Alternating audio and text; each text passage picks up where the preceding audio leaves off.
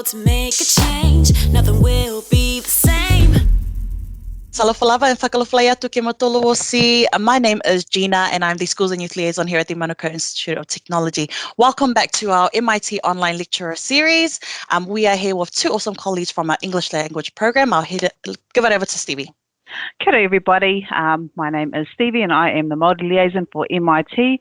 It's awesome to be back here again with our MIT Online Lecture Series today. So we're joined by Susan and Ken. Welcome. Morning. Kia ora. Morning. So we're going to just go straight into it with our first question. Tell us a little bit about yourselves.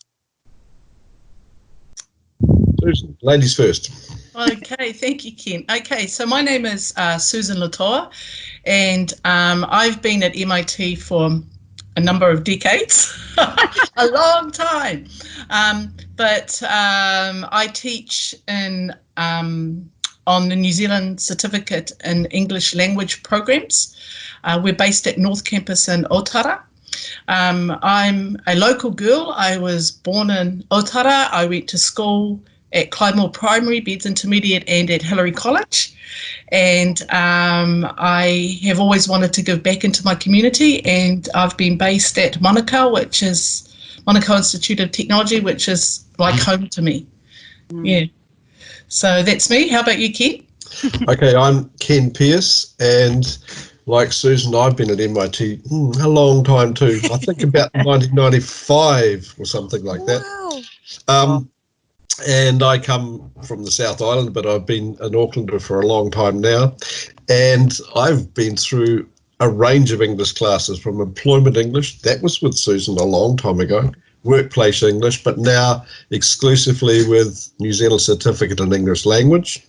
And currently I teach Level 3 Applied, which is beginning to become academic study. And I'm on the Level 5 in New Zealand Certificate in English Language Level 5 course, which is academic English, preparing for study in a bachelor degree in an institution in New Zealand. Wow. You guys have been at MIT almost longer than Gina's been alive. So just in a nutshell, tell us about the programs that you teach on. So the program levels, you've already discussed that. Ken, its location, the online learning, if there's any, entry requirements, and the types of students that we have come to MIT. Okay, so I currently teach on Level 3 General, which is General English. We start our programs, we don't have beginner English programs, but we do have some part-time classes to help people who have English as an additional language, want to start to improve their English skills. And then once we feel they have reached a certain level, we assess them and we offer them Level 2 English program, which is free. And that includes developing their reading and writing skills and speaking and listening skills. So Level 2 and Level 3 are both general English level classes.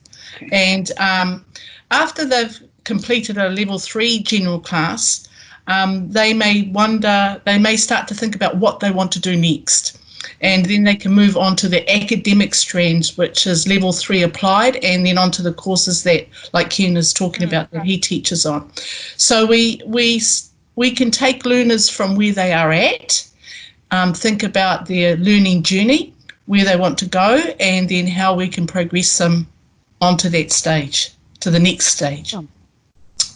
So Ken, do you want to talk a little bit more about those academic programs? The ball's in my court. Okay, so I generally take on from Level 3 Applied and above. I don't actually teach Level 4 at the moment. The other thing is there's also free access to courses for people from a refugee background who've got the approved papers. So they get free access to course fees and things like that. Everything is taught. Until COVID-19, everything was taught at North Campus with an online component, and now at the moment everything is completely online. Students in the academic courses generally come full-time. They study 20 hours a week, plus sort of homework and assignment times.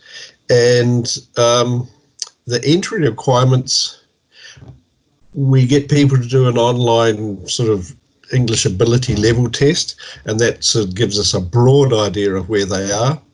And we follow that up with an interview about their career goals, which sort of confirms the level they will begin in. But sometimes people might arrive with an IELTS score, and the IELTS score will sort of match them to the level that we want. So level 5 is really an IELTS score of about 5.5 or better. Right. So the IELTS test will come before heading into your program. No. Some people arrive with an IELTS test. IELTS test score. Okay, that's our level. But for most people, they do our little online English language level test on a computer, plus a little discussion with a lecturer to help confirm their level. Right. Awesome. Now, speaking of COVID-19 during our lockdown, how's your online teaching been? It's been quite a challenge, to say the least. It's been a learning curve for both the teachers and the students. The teachers actually haven't stopped. When we went into lockdown, the lecturers, all us teachers kept working, to try and move our material online. And so we're running the same timetable. And students will have 2 classes a day, one in the morning that runs from 9 till 11:30. They'll have a break, and then they come back into the afternoon class from 12:15 to 2:45. And classes, like Ken said, are 20 hours a week, so they run 4 days a week. So it's pretty intense with the online learning. We have got lots of different tools available to us. So I've been trying to upskill myself to make sure that I can feel comfortable in the learning environment, and because language teaching is interactive. So it's not a lecture series, it's involving and engaging the students, and all our team are very conscientious and hardworking, and the teachers want the students to enjoy their learning and to learn. So we've all been working hard to make sure that it's a success. It's got to be interactive. And one difficulty as a teacher is the students who are quiet in a real classroom, you can see that you could ask them a question. Online, it's a little harder to sort of chase them along. So that becomes a bit of a challenge.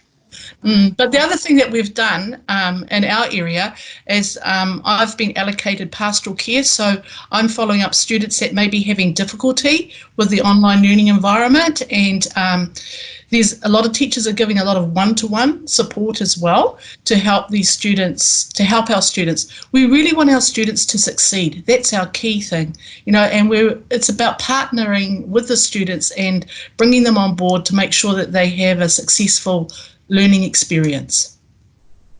Awesome. And on that note, how many are in one classroom setting? About 20, but that varies. Level 5 at the moment is 15. Okay. Level 4 is 3 applied is about 42, but that's split into 2 groups. I've got 2 groups, yeah. Quite large. So in my class, I have 20. Yep. Oh, okay. So yeah.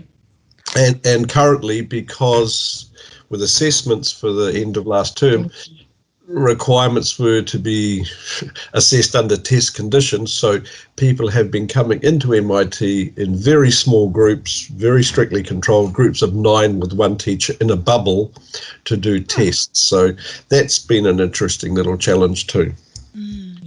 Awesome. Thank you so much for that, Susan and Ken. Moving on to our next question. Tell us a fun fact about yourself. Well, I was thinking about that question. I love people. And I love diversity, and I'm in my dream job doing what I've always wanted to do. I always wanted to be a teacher, and I still want to be a teacher. And I have a diverse group of students. We have students from a lot of different backgrounds, refugee backgrounds, international students, domestic students. Age range can be from 16 up to 65, all in one group I'm in my element. So I'm always seeking engagement, whether it's in class or online. So, you can always be sure that my classes will be interesting. You know, and I've always told myself if they're not, well, then I need to work harder to make sure that they are. Awesome. Thank you so much for that, Susan. I can confirm that. Susan has quite a lot of room in her classroom to move around and get involved. Yeah. My fun fact, well, I used to be a bus driver on Mount Hutt.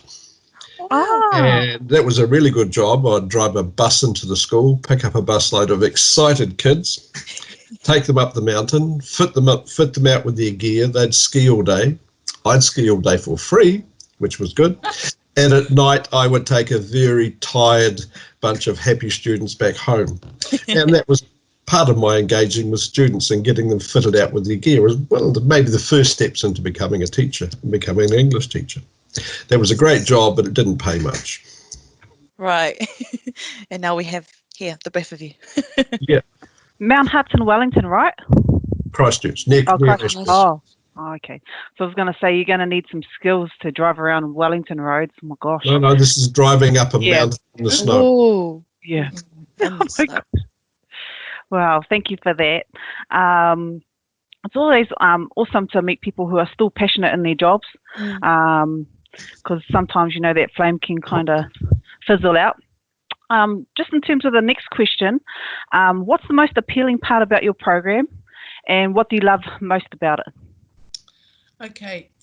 We've worked very hard to develop a pathway for learners. So, you know, a learner can come in with very limited English and study for free on those part-time classes, move up to level 2, and there's a lot of nurturing, a lot of pastoral care, and I love that about our program. Our teachers really care about these students, and they care about what the students want and trying to help that student on their learning journey to be able to progress. You know, we're a starting point, we're not the end point. You know, and so a lot of our learners have gone on to other programs within MIT, as well on to other and to do other things as well. And, you know, they will come back. They come back and they say, "Hey, miss, remember me?" And, you know, after you've been there for years, you sort of, I know the face, but I can't quite remember the name. Yeah. You could be out shopping, you could be out somewhere, and, you know, students will pull you up and say, "Hey, I remember, you accepted me, you know, and you believed in me, and you believed that I could do what I wanted to do." And I think that's very rewarding, and I think our program is geared and wired that way. And I think we do a lot to draw in all the other support services that MIT has. You know, we've got the Learning Centre, we've got learning advisors, we've got a whole lot of network of other people out there to support us, to support the students, and I love that. So I think we offer something pretty special and pretty unique.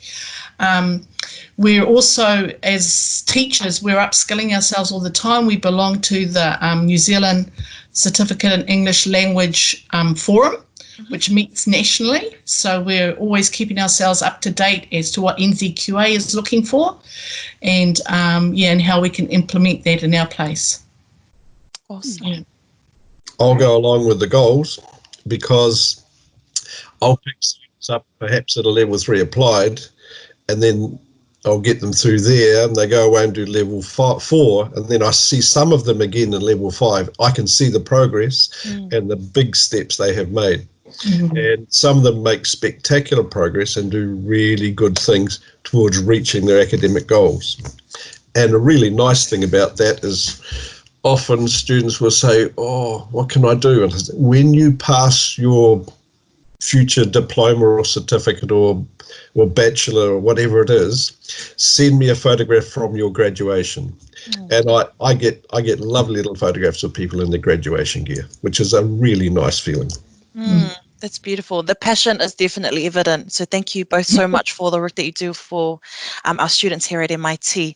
Thank you both for that. Moving on to our next question. If you're a student on this program, what types of qualities or traits do you recommend they bring with them?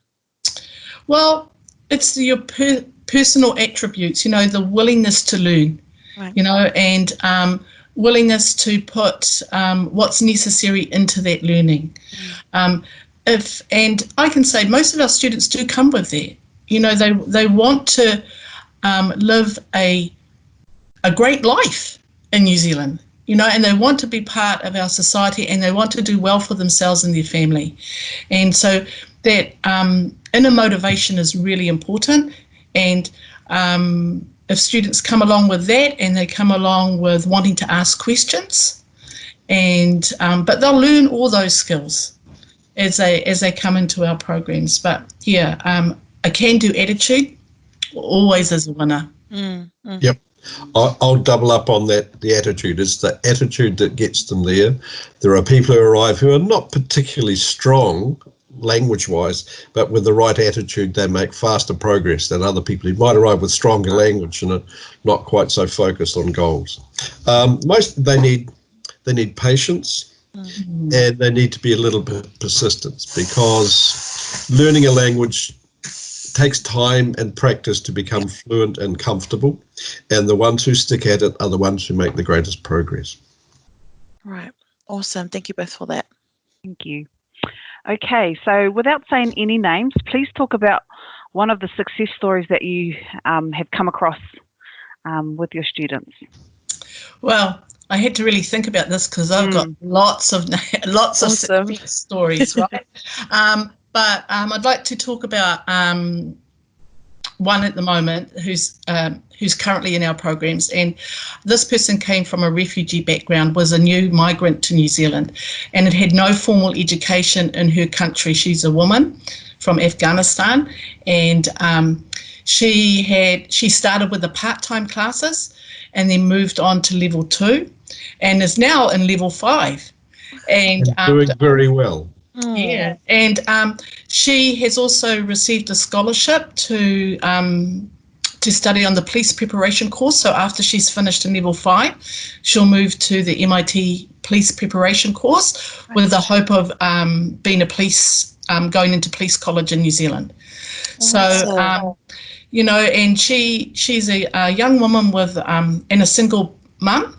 So she's come from the backfield, and through a great attitude, a can-do attitude, and through persistence and hard work, and utilising all the support services at MIT, which she has done.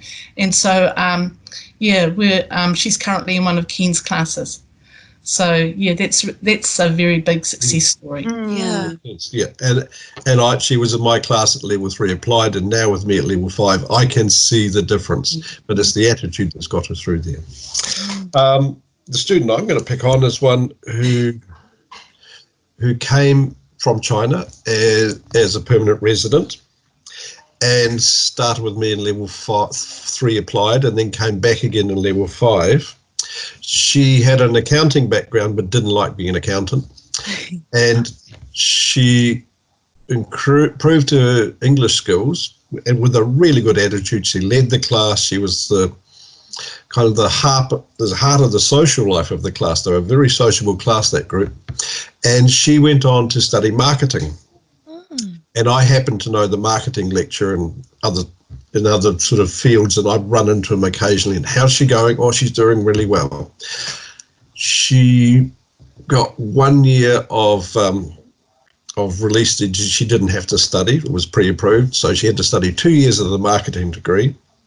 She did spectacularly well. In fact, before the end of the course and the final assignments were in, she had already passed. If she didn't submit the final assignment, she still would have passed. Wow. And she passed, and the lecturer told me that she'd done so well that she was in his list of distinguished students, and companies come to him going, are there any good students we could look at interviewing? She had a job before she finished the course in marketing.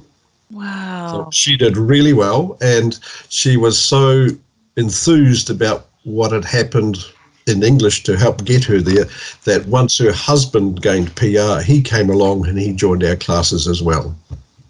Wow. So they're well on the way. Yeah, definitely. Yeah. Awesome. Can I just pop one more in? Yeah, of course. Yeah. I had a Tongan student come into my class who was a a butcher. So he came in as part-time and worked in his day job as an afternoon shift, and then came in the morning, and he said he had enough of being a butcher, actually, and what he had always wanted to be was an electrician.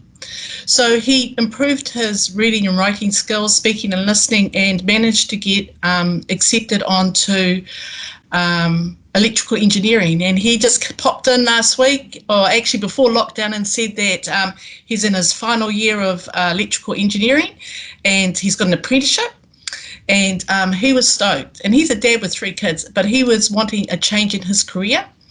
And I keep thinking, as people have lost jobs at the moment, and with COVID, and people are wanting to change in direction, but they may be thinking, how's my academic English, or how's my English level? And maybe they're thinking of going on to a mainstream course, and they have English as an additional language. It's worth considering. As a possibility to come along and improve your reading, writing, speaking, and listening skills. Yeah. That's so cool. Thank you so much. Those are beautiful success stories. Thank you for sharing.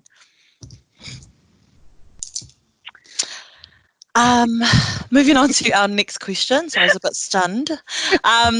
Describe your few weeks in lockdown using one word.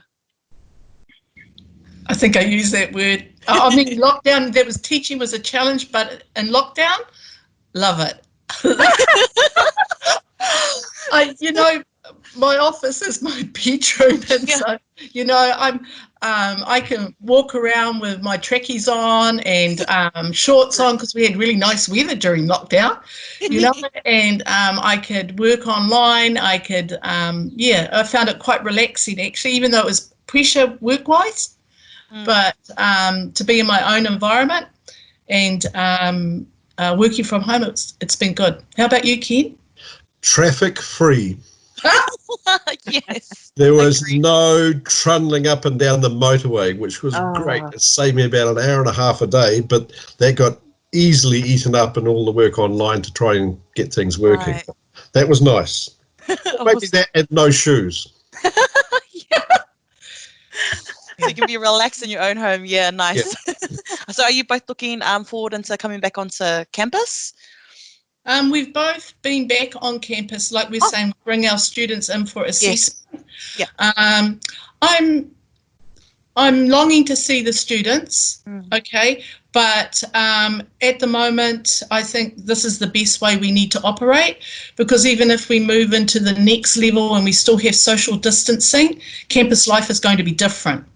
And even in the classroom is going to be different. But if we can get a balance of both, some online teaching like this, and then some classroom back on campus for some things, that's okay. We'll just go with the flow. Yeah.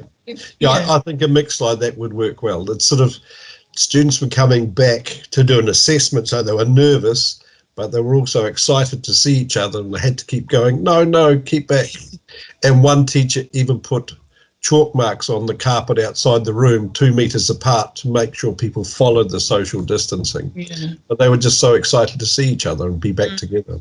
I had to keep reminding them. Thank you for that, guys. So we're on to our last question. Okay. So why choose English at MIT, and why choose your program? Okay, why choose English at MIT? Because I think that we have a point of difference than other providers. We're able to stream our learners into the level that is best for them. We don't put them all into one class, so you have a multi-level class. We're able to, if you have limited English, you can start part-time. We've got this pathway that I've mentioned before. That's a definite benefit. You've also, and without blowing your own trumpet, you do have a team that are really passionate about their students and the learning journey. We're really invested into that, and we're really wanting to see students succeed and do well. Okay, and so you're going to get a teacher that is really interested in you as a learner and is interested in what you want to succeed in. Okay, you're going to get a teacher that's going to use all the different services that we have at MIT to bring those all into play to help support you as a learner. We also, even if you come face-to-face, we also have our online classroom as well. So we use Canvas. We all have, we operate an online environment as well as a face-to-face environment. Yeah, so I think I'm biased. I love MIT. That's why I'm still there. It's interesting. It's exciting. We've got great facilities. We've got great support services. So that's what I say. Choose MIT. Thank you for that, Susan. You didn't leave me anything to say, Susan. And you've got your own. Okay, I'll go for the environment, and that's not just a physical environment. That's the environment that all of the teachers, and Susan mentioned a very passionate team. That's the environment that all the teachers build in the classroom, the social environment. And that's why when they came back for assessments, they were excited because they had missed that during lockdown.